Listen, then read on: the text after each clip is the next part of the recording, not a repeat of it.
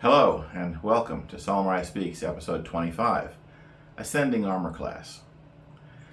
Today I'm going to talk about a question that comes up occasionally. People talk about applying Ascending Armor Class to classic versions of our favorite games of Dungeons and Dragons, the old versions. Either to the games themselves, D&D, AD&D, or to the modern clones of those games that still are written using descending AC and combat tables or THAC0 to hit AC 0 numbers. How to convert those to ascending AC. And in this video I'm going to talk about my numerical approach to it. I'm going to touch on why my approach came out a little differently than some competing systems, some competing methods have done it. This is going to specifically address the mathematics that I used figuring out the basic fantasy RPG tables and the optional tables for Iron Falcon that are presented in the Iron Falcon 75 game book, which among other things presents an ascending AC system. I'm going to explain why I came out different than them. I'm going to show you the numerical basis and discuss some of the awkward bits that I had to figure out to get the game put together the way I wanted it. All of this directly applies backwards. If you are actually running classic Mold, Bake, Cook, Basic, and Expert, or if you're running AD&D and you want to use Ascending AC, maybe you don't care about Descending AC, maybe you're fine with it, but your players want Ascending AC, they don't care for the old system, or maybe you, like me, feel like you'd have used Ascending AC back in the 80s if you'd ever thought of it. However you approach it. If for whatever reason you want to apply an ascending AC system to those games, I'm going to discuss how I approach it and how you might want to approach it. As always, your mileage may vary.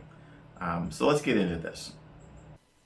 All right, let's start out with a quick discussion of how it normally works in the old systems with descending AC. Before the invention of the two-hit AC 0 mathematics, the standard way of resolving an attack was to look up the armor class of the opponent, of the combatant, being attacked, and the level and class of the character or the hit dice of the monster performing the attack on the attack matrix or attack table.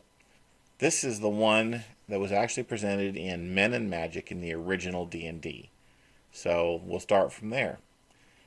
I'm going to point out to you that an unarmored character has an AC of 9 in this game.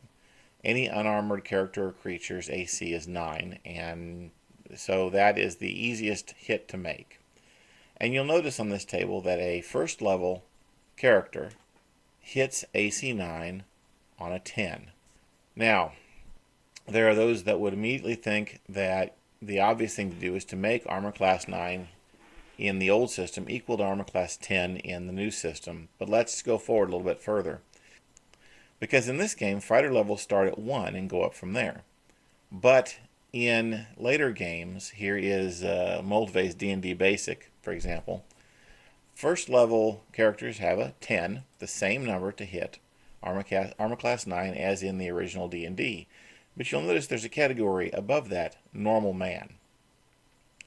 Now, this brings up an important factor. You're trying to work out the attack bonus that you should apply and how to calculate the armor class. In other words, how to figure out what ascending AC coordinates with an old descending AC in your system that you're running. You're also trying to figure out how to assign attack bonuses to characters.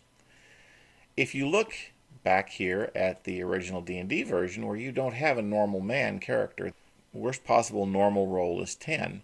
You might think, well, give the fighter an attack bonus of +0 at first level and set the armor class equivalence of armor class 9 descending as armor class 10 ascending.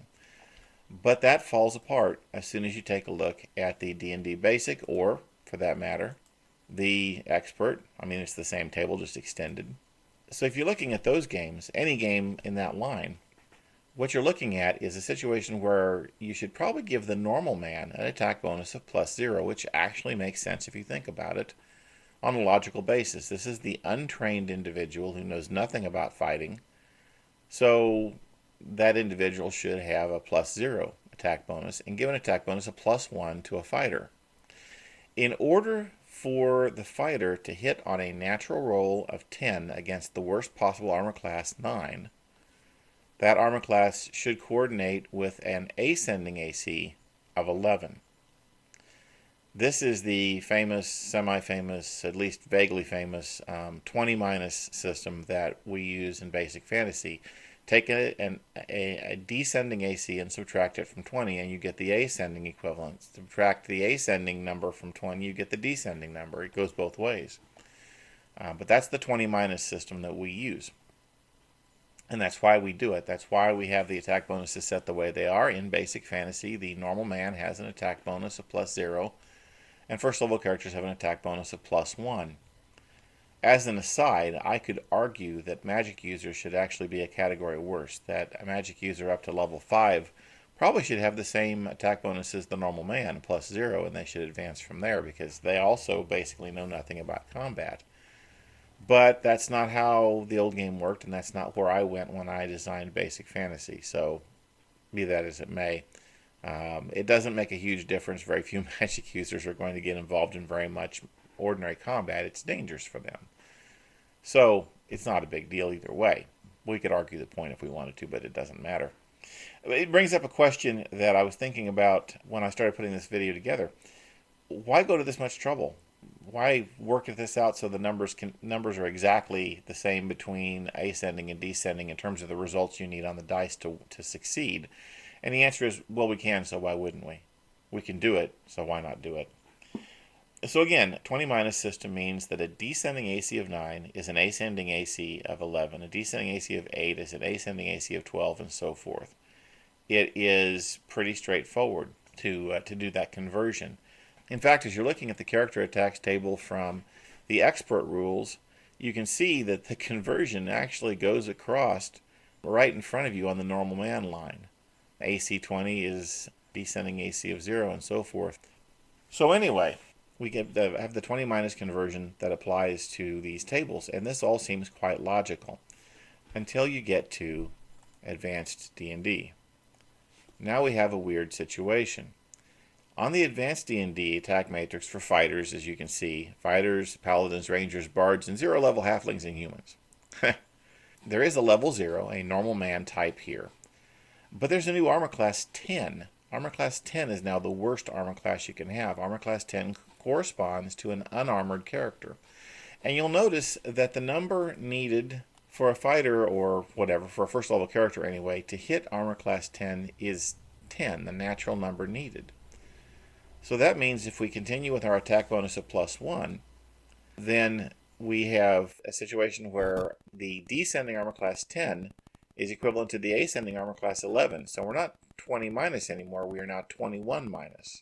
Here again, in the normal man column, the level 0 column in this case, we have the armor class conversion done for us at least up to 20, where armor class 10 is equivalent to armor class 11, or 11 needed to hit by the normal man, down to armor class 1 needing a 20 to hit.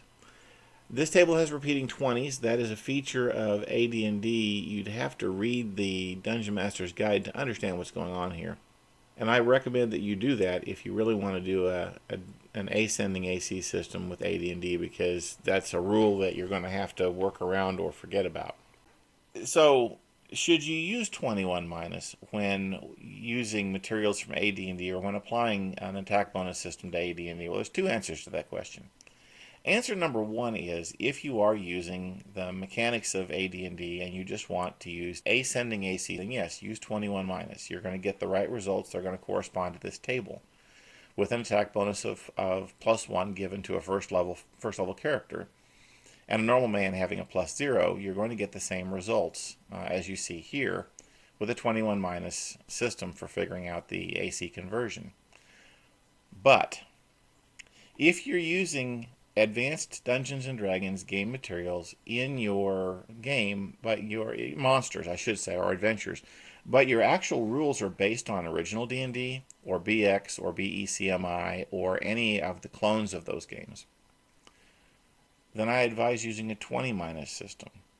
And the reason for this can be found if you look through the Advanced Dungeons & Dragons Monster Manual. The Monster Manual was published first of all the AD&D books. It came out before the others did, and it was, you could argue, written for a transitional version of the original D&D as it was becoming AD&D. And I will argue that that transitional version didn't have armor class 10.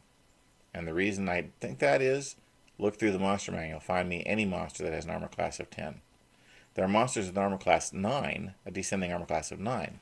Take that book and compare it to where the monsters are the same, or more or less the same, to the BX books or original D&D, and you'll find that the armor class numbers for the monsters are much the same between the two games.